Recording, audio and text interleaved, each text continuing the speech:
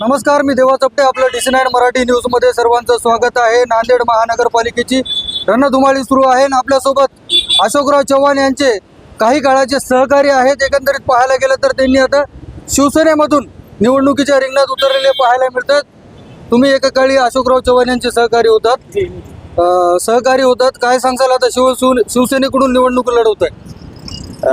आम्ही अशोकराव साहेबांसोबत समजा ज्यावेळेस माझे वडील काम करत गेलेत, ते याच्या पहिले न्यूजवरती सांगितले की 1980 पासून साहेब ज्यावेळेस कॉलेजला असताना तर साहेबांच्या वडिलांसोबत माझे वडील काम केलेले आहेत आणि एवढ्या निष्ठावंत लोकांना त्यांनी डावळून तिकीट कपात केलेली आहे.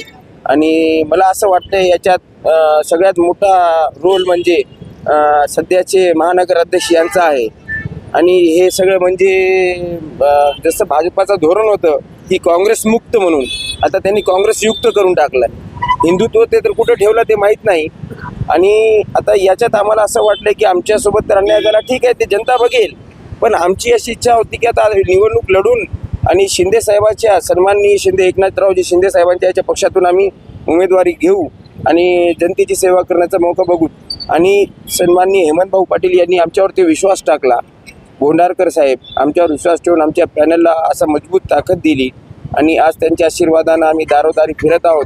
आणि लोकांचा प्रतिसाद बघून आमचं मन असं भारावून येत आहे की एकनाथ भाऊ जे आहेत त्यांची जी लाडकी बहीण योजना आहे ते लोकांच्या हृदयात खूप मोठी जागा निर्माण झालेली आहे त्याची, आणि त्यांचा प्रतिसाद आम्हाला खूप भेटत आहे. याच्यापेक्षा जास्त म्हणजे दीपूबाई सोडी हे 10 वर्षापासून लोकांच्या सतत सेवेत आहे आणि माझे वडील भानुसिंह रावत हे 40 वर्षापासून नगरपालिकेत आहेत, म्हणजे जनतेची सेवा करत आहेत नगरसेवक म्हणून. आणि ते लोक आम्हाला आज प्रतिसाद असा आहे की आम्ही तुमच्या सोबत आहोत आणि जनतेतून आम्ही प्रत्येक घरी पोहोचण्याचा प्रयत्न करत आहेत, दारोदारी फिरत आहोत आणि लोकांना शेवटपर्यंत आम्ही सेवेची संधी द्या म्हणून हात जोडून विनंती आहे आणि लोक आम्हाला मदत करतील ही आमची भूमिका आहे. भाजपमध्ये एकनिष्ठ काम करणाऱ्या कार्यकर्त्यांना न्याय भेटला नाही असं म्हणताय तुम्ही. न्याय न देण्यामागं कारण काय वाटतं तुम्हाला? तुम्ही एकनिष्ठ असताना सुद्धा, तुमचे वडील एकनिष्ठ असताना सुद्धा तुम्हाला डावलून दुसऱ्या उमेदवाराला उमेदवारी दिली, त्याला कारण काय? हे आता बघा, जे 81 उमेदवार आहेत नांदेड महानगरपालिकेमध्ये 81 उमेदवार आहेत, तर मुळात 19 लोकांनाच भाजपच्या लोकांना उमेदवारी दिलेली आहे. आणि हे जे शेवटच्या दिवशी आयात केलेले जे उमेदवार आहेत त्यांना तिकीट दिलेत, ते मला असं वाटतंय की ते आर्थिक बळानं मोठे असतील. आजकाल कसं झालंय त्यांचं म्हणजे की ज्यांच्याकडे पैसा आहे 2 नंबरचं त्यांना काम द्यावे असं राहिलेलं आहे. पण ठीक आहे, जनता शेवट पैशाची नाही, जनता जनार्दन ही खूप मोठी आहे आणि त्यांनी हे 15 तारखेला दाखवून देतील आणि 16चे निकाल शिंदे साहेबांकडून लागतील अशी आमची हे आहे. आणि चव्हाण म्हणतात की बाबा जिथं जिथं सक्षम उमेदवार आम्हाला वाटला त्या उमेदवाराला आम्ही संधी देऊ. तुम्ही सक्षम नाहीत का? सक्षम म्हणजे त्यांचा म्हणण्याचा अर्थ तर आता तुमच्या तोंडानेच आम्ही ऐकलो.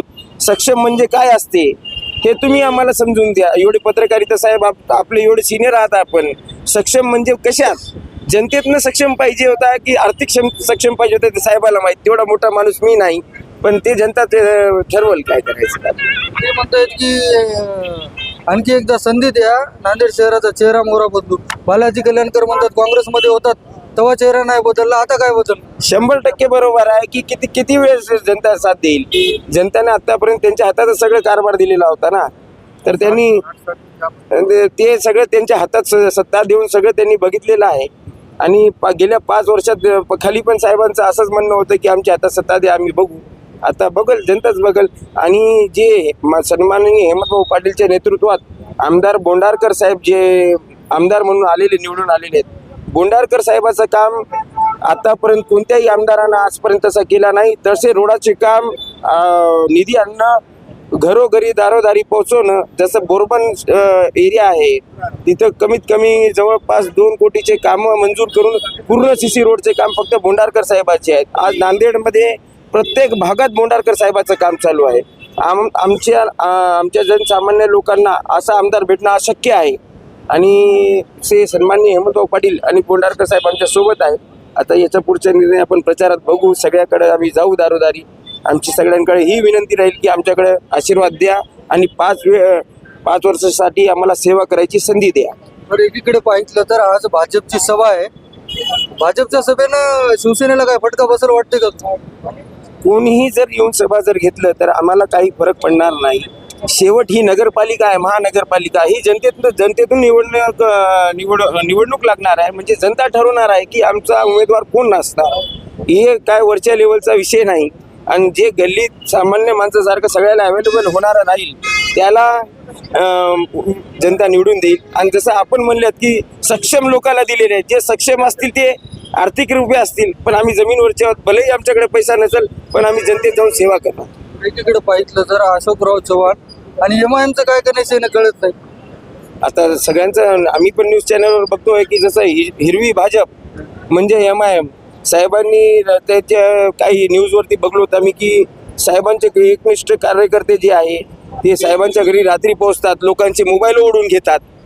पत्रकार जर त्यांचा व्हिडिओ घेत असेल तर मोबाईल ओढून घेतात आणि दुसऱ्या दिवशी त्यांचा एमआयएम मध्ये प्रवेश होतो. म्हणजे काय जनता काय झोपलेली नाही, जनता बदलते. भाजप पण एमआयएम एकच आहे वाटते का तुम्हाला? 100% ते एकत्र केलेले आहेत ते भाजप आणि एमआयएम. पण त्याचा निर्णय आहे की लोक जनता देतील ना. विधानसभेला अशोकराव चव्हाण यांनी मुलीला संधी दिली पण निष्ठावंत कार्यकर्त्यांना संधी भेटत नाही अशी नाराजीचा सूर पाहायला मिळतो. कसं बघता याच्याकडे? दादा आता याच्याबद्दल तर मी जास्त काय बोलणार नाही. सध्या आमचं लक्ष जे आहे आमच्या एवढा मोठा मतदारसंघ आहे. आमचाही 25,000 वोट 24,996 वोटाचा वार्ड आहे. सध्या आम्ही आमच्या कामात लागलेले आहेत. तिथं पप्पू पाटील कोंडेकर होते, त्यांची एक निष्ठा होती की नाही होती सगळ्या जनतेनं बघितलेली आहे. पण शेवट कसं आहे जनतेनं ठरवावं लागते आणि जनता जे न्याय करेल ते आम्हाला मान्य आहे.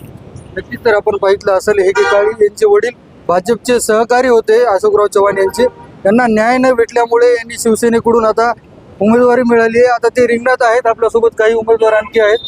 काय सांगसाल ताई, प्रभागामध्ये फिरताय, काय काय नागरिकांच्या समस्या आहेत? नागरिकांच्या समस्या. जय महाराष्ट्र. मी योगिता गजेंद्र ठाकूर. नागरिक असं सांगतायत की रोड बरोबर नाहीत, नालीचे काम बरोबर नाही, सगळे लाईटी नाहीत, खूप प्रॉब्लेम सांगतात. लोक म्हणतात की एवढे 5 वर्ष झाले पण एकदाही कोणी आले नाहीत. नगर सेविका बनवून कोणी आमच्या गल्ली दारात एकही सुद्धा चक्कर आलेले नाही आणि रोडचे खूप प्रॉब्लेम सांगितले त्यांनी. नांदेडमध्ये हाणामारीच्या प्रमाणात मोठ्या प्रमाणात वाढ झालेली पाहायला मिळते. महिला सुरक्षित आहेत का? महिला सुरक्षेसाठी काय प्रयत्न करणार आहात? महिला सुरक्षेसाठी आम्ही प्रयत्न करू. जनतेने संधी दिली तर आम्ही पूर्ण प्रयत्न करू. तुमचे जे प्रतिस्पर्धी आहे त्यांच्याकडे कसं पाहता? लोकांनी तुम्हालाच कशामुळे निवडून द्यायचं? आमचा खानदानी वारसा आहे. आमचे माजी नगराध्यक्ष अन्नपूर्णासिंह जम्मूसिंह ठाकूर ही माझी सासू. या अगोदरपासून आम्ही खानदानी वारसा आहे आमचं राजकारणामध्ये. आम्ही जमिनीवर राहून सगळ्याचे कामं केले, समाजसेवा केली. माझे पती गजेंद्रसिंह ठाकूर यांनी घराचे सगळे म्हणजे महिलांचे लाडकी बहीण योजना केलेली आहे. राशन कार्डचे कामं केलेले आहेत आणि आपल्या दारी शासन आपल्या दारी ही योजना सुद्धा आपल्याकडे आलेली आहेत. नक्कीच तर आपण पाहिलं असेल अशोकराव चव्हाण यांनी त्यांच्या सहकार्याला संधी न दिल्यामुळे ते शिवसेनेकडून उमेदवारी लढत आहेत. आपल्यासोबत आणखी एक शिवसेनेचे उमेदवार आहेत. ते नागरिकांमध्ये जात आहेत, नागरिकांच्या गाठीभेटी घेत आहेत, समस्या जाणून घेत आहेत. क्या क्या मूलभूत सुविधा नांदेड़ में नहीं है वो लाने वाले हैं, क्या बोले?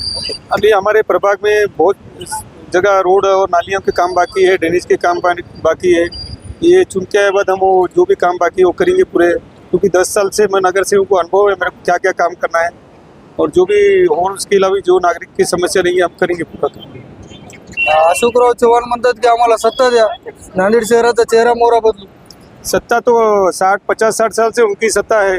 आज नांदेड़ में चलने को रास्ते नहीं, पूरे कूद के रास्ते रखे वाले.